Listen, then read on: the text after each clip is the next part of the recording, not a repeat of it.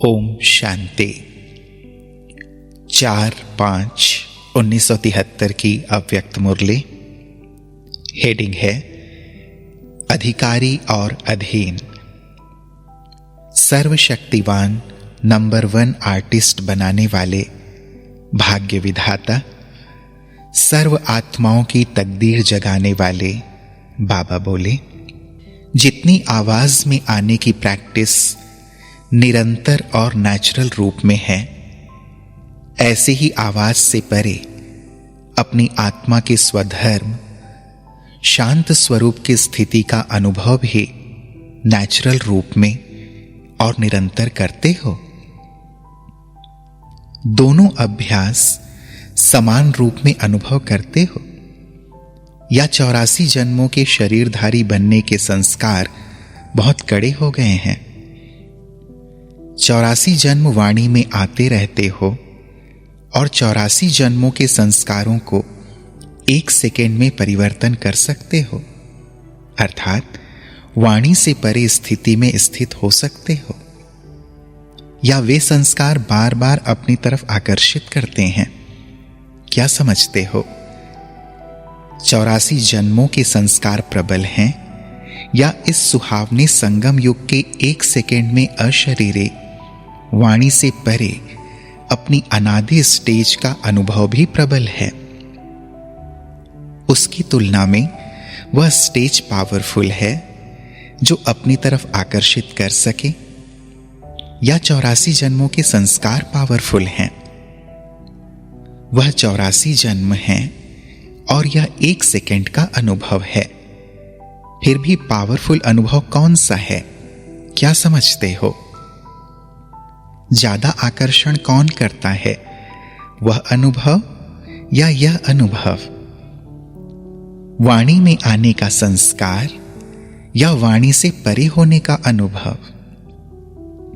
वास्तव में यह 1 सेकेंड का अनुभव बहुत समय के अनुभव का आधार है। 1 सेकेंड में अनेक प्राप्तियों को अनुभव कराने वाला है, इसलिए यह 1 सेकेंड अनेक वर्षों के समान है। ऐसा अनुभव करते हो ना? जब चाहें और जैसे अपने मुख को चलाना चाहें वैसे चलाएं। सेकेंड इसको कहा जाता है। इस शरीर को चलाने वाले मास्टर मालिकपन के स्टेज। तो मालिक बने हो, शरीर के मालिक बने हो। मालिक कौन बन सकता है, यह जानते हो? मालिक वह बन सकता है जो पहले बालक बन जाए। अगर बालक नहीं बनते तो आप अपने शरीर का मालिक भी नहीं बन सकते। सर्वशक्तिवान के बालक अपनी प्रकृति के मालिक नहीं होंगे। जब यह स्मृति स्वरूप हो जाते हैं कि हम बालक सो मालिक हैं, अभी इस प्रकृति के मालिक हैं और फिर विश्व का मालिक बनना है, अर्थात जितना बालकपन याद रहेगा उतना मालिकपन का नशा रहेगा, खुशी रहेगी और इस मस्ती में मग्न रहेंगे। अगर किसी भी समय प्रकृति के अधीन हो जाते हैं तो उसका कारण क्या है? अपनी मास्टर सर्वशक्तिवान के स्टेज को भूल जाते हैं, अपने अधिकार को सदैव सामने नहीं रखते हैं। अधिकारी कभी किसी के अधीन नहीं होते। अपने को एवर रेडी और ऑलराउंडर समझते हो? एवर रेडी का अर्थ क्या है? कैसी भी परिस्थिति हो, कैसी भी परीक्षाएं हो, लेकिन श्रीमत प्रमाण जिस स्थिति में स्थित होना चाहते हो, क्या उसमें स्थित हो सकते हो? ऑर्डर पर एवर रेडी हो। ऑर्डर अर्थात श्रीमत। तो ऐसे एवर रेडी हो जो संकल्प भी श्रीमत प्रमाण चले। ऐसे एवर रेडी हो। श्रीमत है 1 सेकेंड में साक्षी अवस्था में स्थित हो जाओ। तो उस साक्षी अवस्था में स्थित होने में 1 सेकेंड के बजाय अगर 2 सेकेंड भी लगाए तो क्या उसको एवर रेडी कहेंगे? जैसे मिलिट्री को ऑर्डर होता है स्टॉप, तो फौरन स्टॉप हो जाते हैं। स्टॉप कहने के बाद एक पांव भी आगे नहीं बढ़ा सकते हैं। इसी प्रमाण श्रीमत मिले व डायरेक्शन मिले और 1 सेकेंड में उस स्थिति में स्थित हो जाएं, दूसरा सेकेंड भी ना लगे, इसको कहा जाता है एवर रेडी। ऐसी स्टेज में 1 सेकेंड में उस स्थिति में स्थित हो जाएं। 1 सेकेंड में अपने को स्थित करने के इस पुरुषार्थ को ही तीव्र पुरुषार्थ कहा जाता है। सभी तीव्र पुरुषार्थी हो ना? पुरुषार्थी के स्टेज से अभी पार हो गए हो ना? क्या सभी अभी तीव्र पुरुषार्थी के स्टेज पर पहुंच गए हैं? ऐसे अपने को अनुभव करते हो?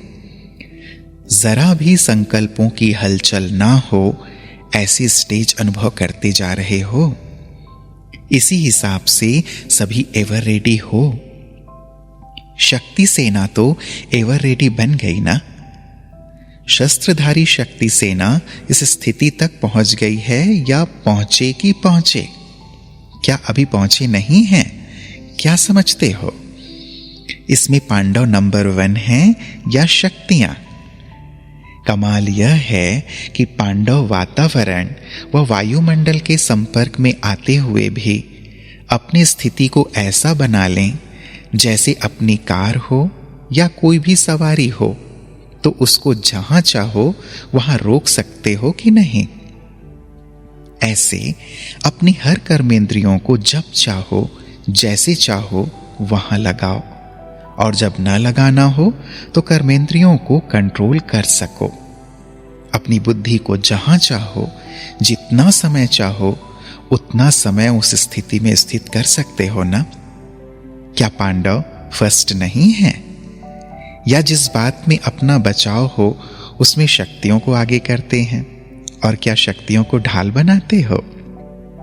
शक्तियां भी कम नहीं, शक्तियां पांडवों को एक्स्ट्रा हेल्प दे देंगी।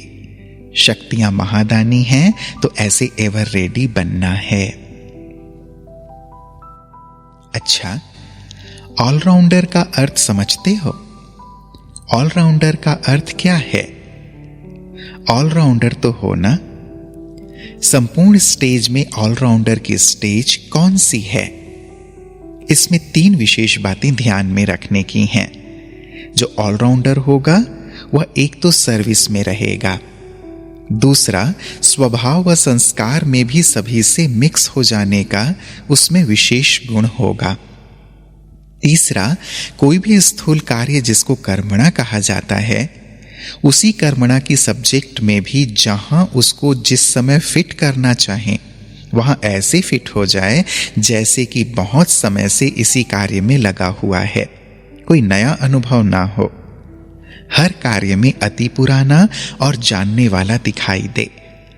जो तीनों ही बातों में जो हर समय फिट हो जाते व लग जाते हैं उसको कहा जाता है ऑलराउंडर। क्योंकि इस एक एक बात के आधार पर कर्मों की रेखाएं बनती हैं व आत्मा में संस्कारों का रिकॉर्ड भरता है।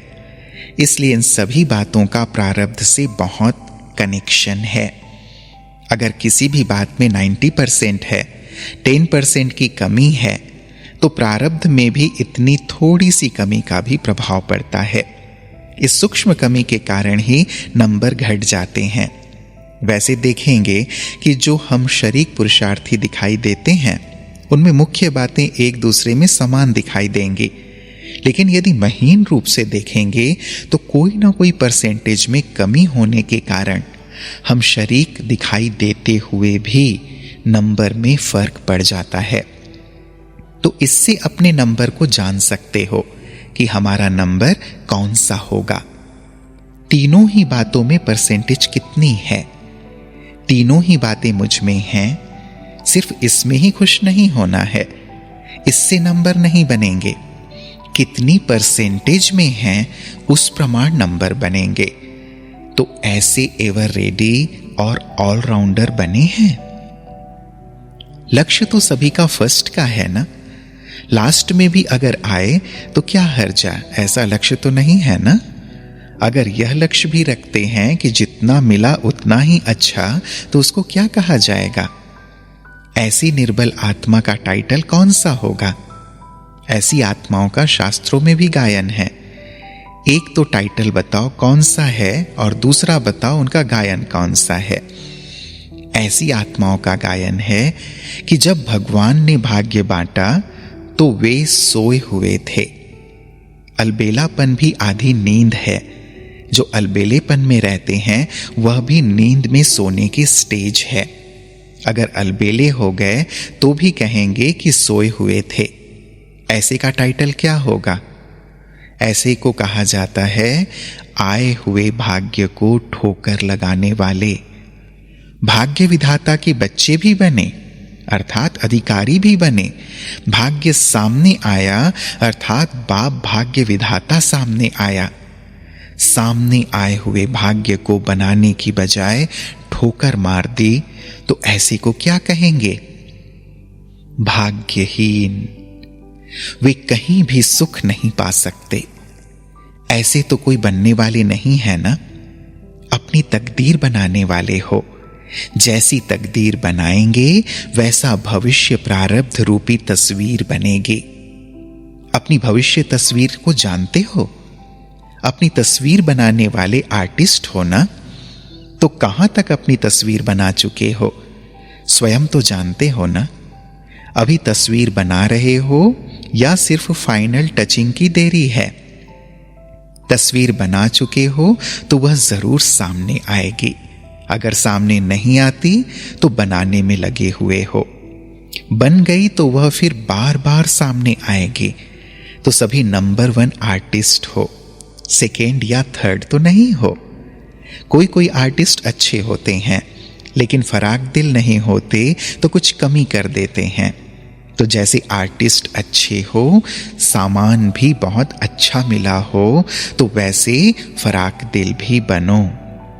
अर्थात अपने संकल्प, कर, वाणी, समय, श्वास सभी खजानों को फराक दिल से यूज करो तो तस्वीर अच्छी बन जाएगी। कईयों के पास होते हुए भी वे यूज नहीं करते हैं, इकोनॉमी करते हैं। इसमें जितना फराक दिल बनेंगे उतना फर्स्ट क्लास बनेंगे। समय की भी इकोनॉमी नहीं करनी है। इसी कार्य में लगाने में इकोनॉमी नहीं करनी है। व्यर्थ कार्य में लगाने में इकोनॉमी करो। श्रेष्ठ कार्य में इकोनॉमी नहीं करनी है। सुनाया था ना, यथार्थ इकोनॉमी कौन सी है? एक नामी बनना। एक का नाम सदा स्मृति में रहे, ऐसा एक नामी इकोनॉमी कर सकता है। जो एक नामी नहीं वह यथार्थ इकोनॉमी नहीं कर सकता, कितना भी भले प्रयत्न करे। तो ऐसे सदा स्वधर्म अर्थात वाणी से परे स्थिति में स्थित रहते हुए वाणी में आने वाले, वह सदैव सर्व शक्तियों को कार्य में लगाने वाले मास्टर सर्वशक्तिवान एवर रेडी ऑलराउंडर बच्चों को याद, प्यार और नमस्ते। और हम सबको ऐसा एवर रेडी ऑलराउंडर बनाने वाले प्राणेश्वर बाप दादा को याद, प्यार और नमस्ते, नमस्ते, नमस्ते। ओम शांति।